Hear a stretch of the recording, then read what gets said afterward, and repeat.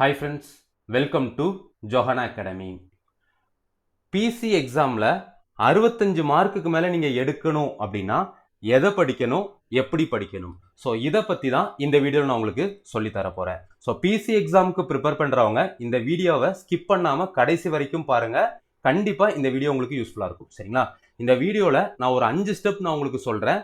இதை ஃபாலோ பண்ணி படிச்சிங்க அப்படின்னா உறுதியாக வரக்கூடிய பிசி எக்ஸாமில் 65 மார்க்குக்கு மேலே நீங்கள் வாங்கிட முடியும். சரிங்களா? இந்த வீடியோ உங்களுக்கு யூஸ்ஃபுல்லாக இருந்துச்சு அப்படின்னா இந்த வீடியோவை மறக்காமல் லைக் பண்ணிவிட்டு உங்கள் ஃப்ரெண்ட்ஸுக்குமே நீங்கள் ஷேர் பண்ணிவிடுங்க.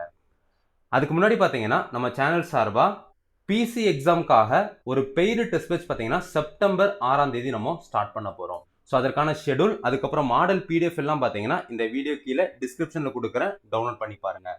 அதில் ஜாயின் பண்ணுறதுக்கான ஃபீஸ் பார்த்தீங்கன்னா 750 ரூபா. சரிங்களா? ஆனால் ஃபஸ்ட்டு ஜாயின் பண்ணுற 20 பேர் பார்த்தீங்கன்னா 600 ரூபாய் பே பண்ணி ஜாயின் பண்ணிக்கலாம். சரிங்களா? ஸோ இதில் ஜாயின் பண்ண விருப்பம் உள்ளவங்க பார்த்தீங்கன்னா I want PC test batch அப்படின்னு டைப் பண்ணி 9385950322 இந்த வாட்ஸ்அப் நம்பருக்கு சென்ட் பண்ணீங்க அப்படின்னா உங்களுக்கான ஜாயினிங் ப்ரொசீஜர் நான் அப்டேட் பண்ணுவேன். ஸோ விருப்பம் உள்ளவங்க நீங்கள் ஜாயின் பண்ணிக்காங்க. சரிங்களா? ஸோ இந்த பிசி டெஸ்ட் பேட்சில் ஜாயின் பண்ணுறவங்களுக்கு பார்த்தீங்கன்னா நம்ம எல்லா டெஸ்ட்டுக்கும் படிக்க பிடிஎஃப் கொடுப்போம். அந்த பிடிஎஃப் மட்டும் நீங்கள் படித்தா போதும், உறுதியாக 65 மார்க்குக்கு மேலே நீங்கள் வாங்கிடலாம். ஸோ விருப்பம் உள்ளவங்க நீங்கள் ஜாயின் பண்ணிக்காங்க. ஓகே, ஃபஸ்ட்டு பிசி எக்ஸாமுக்கு ப்ரிப்பேர் பண்ணுறவங்க என்ன பண்ணணும் அப்படின்னு பார்த்தீங்கன்னா 6th to 10th வரை உள்ள ஸ்கூல் புக் இருக்கு பார்த்தீங்களா, அதில் உங்களுக்கு தெரியுமா பகுதி, அதுக்கப்புறம் பாக்ஸ் கண்டென்ட் இருக்கும். சரிங்களா? ஸோ இதை நீங்கள் ஃபஸ்ட்டு படிக்கணும். சரிங்களா? ஸோ இந்த பகுதியிலிருந்து தான் உங்களுக்கு 1/3 ஆஃப் கொஸ்டின் கேட்காங்க. அதாவது இப்போ 45 கொஸ்டின் உங்களுக்கு ஜிகேல கேட்குறாங்க அப்படின்னா ஒரு 15 கொஸ்டின் வர பார்த்தீங்கன்னா ஆவரேஜாக சொல்கிறேன். சரிங்களா? ஆவரேஜாக ஒரு 15 கொஸ்டின் பார்த்தீங்கன்னா இந்த உங்களுக்கு தெரியுமா பகுதியிலிருந்து தான் கேட்குறாங்க. சரிங்களா? ஸோ எடுத்த உடனே பிசி எக்ஸாமுக்கு ப்ரிப்பேர் பண்ணுறவங்க புக்கில் உள்ள கண்டென்ட்டை கடகடன்னு வாசிக்காம ஃபர்ஸ்ட் உங்களுக்கு தெரியுமா பகுதியை மட்டும் நீங்க ஃபோக்கஸ் பண்ணி படிங்க. அதுலயும் உங்களுக்கு தெரியுமா பகுதியில எல்லாம் நீங்க படிக்க வேண்டாம், முக்கியமான கண்டென்ட்டை மட்டும் நீங்க உங்களுக்கு தெரியுமா பகுதிக்கு படிச்சா போதும். சரிங்களா? ஸோ இதை படிச்சீங்க அப்படின்னா ஜிகேல 45 கொஸ்டின் கேட்பாங்க பார்த்தீங்களா, அதுல ஆவரேஜா பார்த்தீங்கன்னா ஒரு 15 கொஸ்டின் இந்த தலைப்புல இருந்து தான் உங்களுக்கு கேட்குறாங்க. சரிங்களா? ஸோ நான் சும்மா சொல்லலை, இதற்கான ப்ரூஃப் இருக்கு. நான் 1 by 1 உங்களுக்கு நான் வீடியோ ஃபார்மேட்டில் தொடர்ந்து நாளையிலிருந்து உங்களுக்கு அப்டேட் பண்ணுறேன். சரிங்களா? ஸோ ஃபஸ்ட்டு நீங்கள் என்ன பண்ணணும் அப்படின்னு பார்த்தீங்கன்னா 6th to 10th வரை உள்ள ஸ்கூல் புக்கில் உள்ள உங்களுக்கு தெரியுமா பகுதி புக் பேக் கொஸ்டின், இதை நீங்கள் ஃபோக்கஸ் பண்ணி படிங்க. ரெண்டாவது ஸ்டெப் என்ன பண்ணணும் அப்படின்னு பார்த்தீங்கன்னா வினாக்கள் வரும் பகுதி. ஸோ இந்த வினாக்கள் வரும் பகுதியை நீங்கள் எப்படி கண்டுபிடிக்கணும் அப்படின்னு பார்த்தீங்கன்னா 2007 இருந்து 2023. சரிங்களா? ஸோ இந்த வருஷத்துக்கு இடையில நடைபெற்ற பிஎஸ்சி எக்ஸாமுக்கான ப்ரீவியஸ் இயர் கொஸ்டின் பேப்பர் இருக்கு பார்த்தீங்களா, அதை டவுன்லோட் பண்ணுங்க. ஸோ அந்த கொஸ்டின் பேப்பரில் உள்ள கொஸ்டின்ஸை நீங்கள் தெளிவாக பார்த்தீங்க அப்படின்னா எந்தெந்த டாப்பிக்ல இருந்து கண்டினியூஸாக கொஸ்டின் கேட்டுக்கிட்டே இருக்கிறாங்க அப்படின்னு சொல்லிட்டு உங்களுக்கு தெரிஞ்சிடும். ஸோ அந்த டாப்பிக்கை நீங்கள் ஃபர்ஸ்ட் படிக்கணும். சரிங்களா? ஸோ உதாரணத்துக்கு நான் சொல்கிறேன் அப்படின்னு பார்த்தீங்கன்னா அரசியலமைப்பு. சரிங்களா? ஸோ அரசியலமைப்பில் பேசிக்கான அந்த ஆளுநர், அதுக்கப்புறம் பிரதமர், குடியரசுத் தலைவர், துணை குடியரசுத் தலைவர், இந்த தலைப்புல இருந்து பாத்தீங்கன்னா 2022லயும் உங்களுக்கு கொஸ்டின் இருக்கும், 2023லயும் உங்களுக்கு கொஸ்டின் இருக்கும். சரிங்களா? ஸோ இதை நீங்க ஃபோக்கஸ் பண்ணி படிக்கிறது மூலயமா பாத்தீங்க அப்படின்னா உறுதியா உங்களுக்கு கொஸ்டின்ஸ் வந்துடும். ஸோ இப்படி வினாக்கள் வரும் பகுதியிலிருந்து பாத்தீங்கன்னா குறைஞ்சது 10ல இருந்து அதிகபட்சமா 15 கொஸ்டின் வரை உங்களுக்கு கேட்டுருவாங்க. சரிங்களா? ஸோ இப்படி நீங்க ஃபோக்கஸ் பண்ணி படிக்கணும். சரிங்களா? ஃபர்ஸ்ட் உங்களுக்கு தெரியுமா பகுதி படிக்கணும். அடுத்தது ப்ரீவியஸ் இயர் கொஸ்டினை படிச்சுட்டு அந்த ப்ரீவியஸ் இயர் கொஸ்டினை நல்லா அனலைஸ் பண்ணிட்டு அது ரிலேட்டடான திங்ஸ் எல்லாம் நீங்க படிக்கணும். சரிங்களா? இப்போ ஒரு டாபிக் நீங்க படிக்கீங்க அப்படின்னா அந்த டாபிக்ல இருந்து கண்டிப்பா கொஸ்டின் வரணும். ஸோ அதே மாதிரி டாபிக்கை தான் நீங்க படிக்கணும். சரிங்களா? மூணாவது நீங்க என்ன பண்ணணும் அப்படின்னு பார்த்தீங்கன்னா நடப்பு நிகழ்வுகள் படிக்கணும். சரிங்களா? ஸோ நடப்பு நிகழ்வுகளை பொறுத்தவரை ரொம்ப நீங்க படிக்க வேண்டாம்.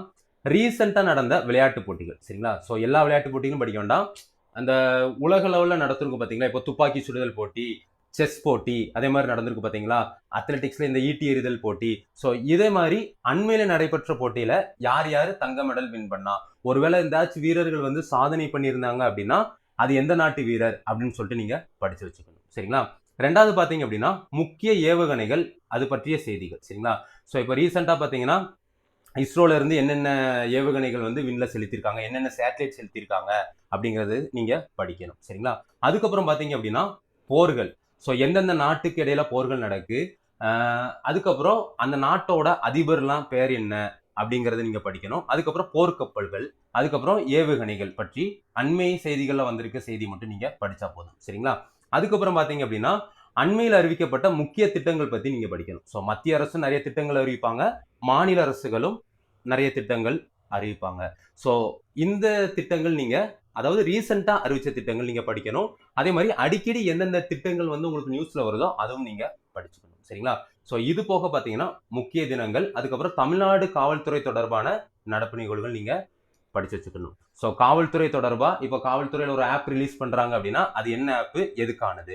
இப்போ ஒரு டோல் ஃப்ரீ நம்பர் ரிலீஸ் பண்றாங்க அப்படின்னா அந்த டோல் ஃப்ரீ நம்பர் என்ன, அந்த நம்பருக்கு யார் யார் கால் பண்ணணும். ஸோ இதை பத்தி இன்ஃபர்மேஷன் நீங்க படிச்சு வச்சுக்கணும். சரிங்களா? அதுக்கப்புறம் பாத்தீங்க அப்படின்னா அண்மையில ஏற்றப்பட்ட முக்கிய சட்டங்கள் என்னென்ன அது நீங்க படிச்சு வச்சுக்கணும். அதுக்கப்புறம் அண்மை கால ரயில்வே சாதனைகள்.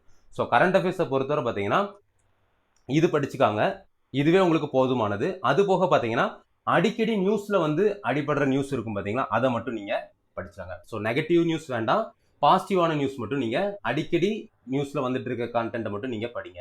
ஸோ நடப்பு நிகழ்வுகளை பொறுத்தவரை பார்த்தீங்கன்னா பிசிக்கு நீங்க இவ்வளோ படிச்சா போதும். சரிங்களா? ஸோ கண்டிப்பா 3ல இருந்து 5 கொஸ்டின் பார்த்தீங்கன்னா உங்களுக்கு நடப்பு நிகழ்வுல இருந்து உங்களுக்கு கேட்டுருவாங்க. சரிங்களா? ஸோ ஃபர்ஸ்ட் நீங்க உங்களுக்கு தெரியுமா பகுதி புக் பேக் கொஸ்டின் படிக்க போறீங்க. ரெண்டாவதா கொஸ்டின் ஏரியாவை ப்ராப்பரா அனலிசிஸ் பண்ணி படிக்க போறீங்க. மூணாவதா நடப்பு நிகழ்வுகள் படிக்க போறீங்க. சரிங்களா?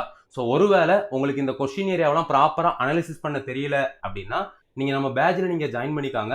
நான் ப்ராப்பரா கொஸ்டின் ஏரியாவெல்லாம் அனலிசிஸ் பண்ணி உங்களுக்கு ப்ரூஃபோட கண்டென்ட் எல்லாம் நான் கொடுத்துருவேன். சரிங்களா? ஸோ நீங்க அதை மட்டும் படிச்சால் போதுமானது. சரிங்களா?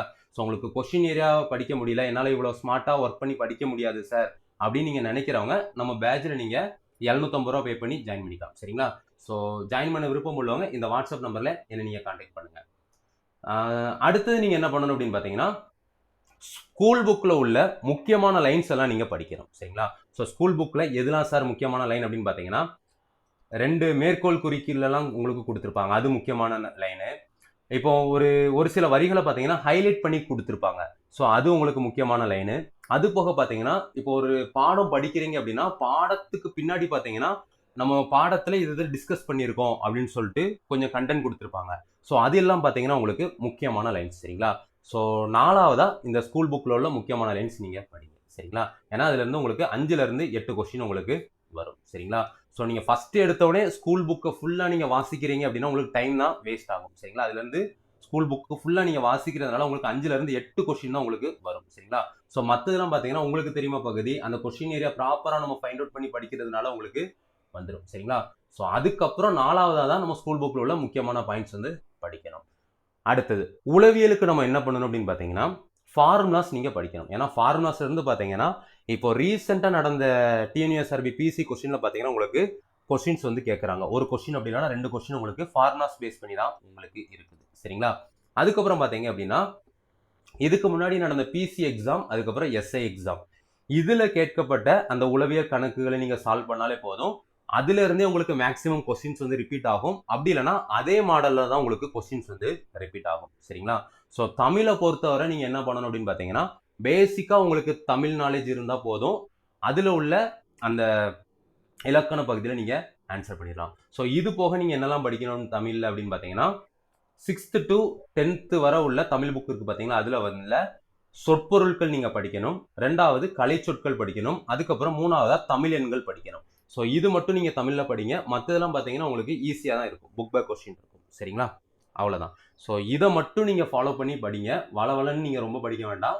ஃபர்ஸ்ட் உங்களுக்கு தெரியுமா பகுதி, 2வதா கொஸ்டின் பேப்பரை ப்ராப்பரா அனலைஸ் பண்ணி எந்தெந்த டாபிக்ல இருந்து உங்களுக்கு கண்டிப்பா கொஸ்டின் வருதோ அந்த டாபிக் படிங்க. 3வதா கரண்ட் அஃபேர்ஸ். கரண்ட் அஃபேர்ஸ்ல நான் சொன்ன கரண்ட் அஃபேர்ஸ் மட்டும் நீங்க ஃபோக்கஸ் பண்ணி படிச்சா போதும். 4வதா ஸ்கூல் புக்ல உள்ள முக்கியமான லைன்ஸ் நீங்க படிங்க. சரிங்களா? 5வதா உளவியல். உளவியலை பொறுத்தவரை பார்த்தீங்கன்னா டெய்லி ஒரு மணி நேரம் நீங்க உளவியலுக்கு ஒதுக்கி சம்ஸை வந்து ப்ராக்டிஸ் பண்ணுங்க. சரிங்களா? ஸோ இதை மட்டும் நீங்க ப்ராப்பரா ப்ராக்டிஸ் பண்ணுங்க போதும். கண்டிப்பா பிசியில் 65 மார்க் மேலே நீங்க வாங்கிடலாம். சரிங்களா? ஸோ உங்களுக்கு அதை உங்களால் செப்பரேட்டாக உட்காந்து பண்ண முடியல அப்படின்னா என் கைடன்ஸ் வேணும் அப்படின்னா பிசி பேட்ச்ல ஜாயின் பண்ணிக்காங்க. விருப்பம் உள்ளவங்க இந்த வாட்ஸ்அப் நம்பரில் கான்டாக்ட் பண்ணுங்க. தேங்க்யூ.